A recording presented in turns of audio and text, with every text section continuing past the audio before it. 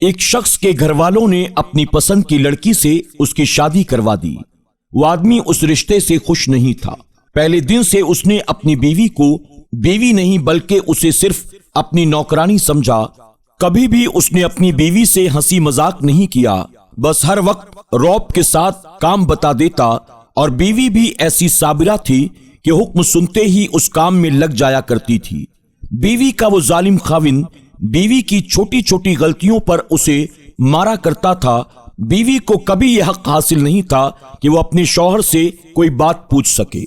آخرکار ایک دن شوہر نے سوچا کیوں نہ اس سے ہمیشہ کے لیے جان چھڑا لی جائے۔ اپنی فرمانبردار بیوی کو مارنے کے لیے وہ اپنے دوستوں کے ساتھ مل کر طرح طرح کے نسخے تلاش کرنے لگا۔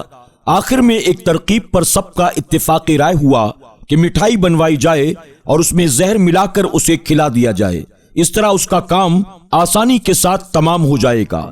خاوند بیوی کے پاس وہ زہر آلود مٹھائی لے کر آیا اور بڑی محبت سے کہنے لگا اسے کھا لو۔ بیوی پہلی مرتبہ اپنے شوہر سے ایسی محبت کو دیکھ کر بہت خوش ہوئی اور حیرت زدہ بھی، اور اسے یہ بھی یقین ہو گیا کہ اس مٹھائی میں ضرور زہر ملا ہوا ہے۔ اس ظالم شوہر نے کہا یہ مٹھائی کھا لو۔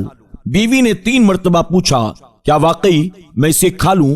تو شوہر نے 3 مرتبہ کہا ہاں کھا لو۔ تو بیوی نے اس زہر آلود مٹھائی کو خاوند کا حکم سمجھ کر کھا لیا۔ خیر، شوہر باہر چلا گیا اور اپنے دوستوں کے ساتھ مل کر اپنی بیوی کی موت کا جشن منانے لگا اور اس کی موت کی خبر کو سننے کا انتظار کرنے لگا۔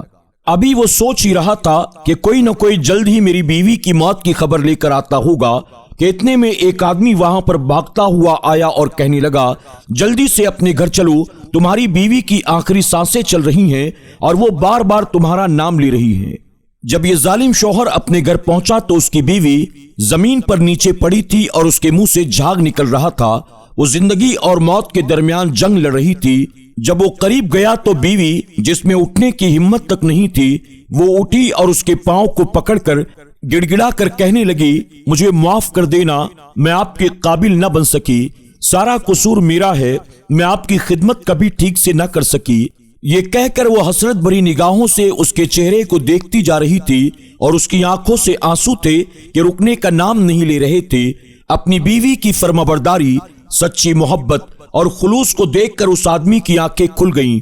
بس جیسے ہی اللہ تعالیٰ نے اس کے دل کی آنکھیں کھولی، وہ جلدی سے اپنی بیوی کو لے کر اسپتال کی طرف بھاگتا ہے۔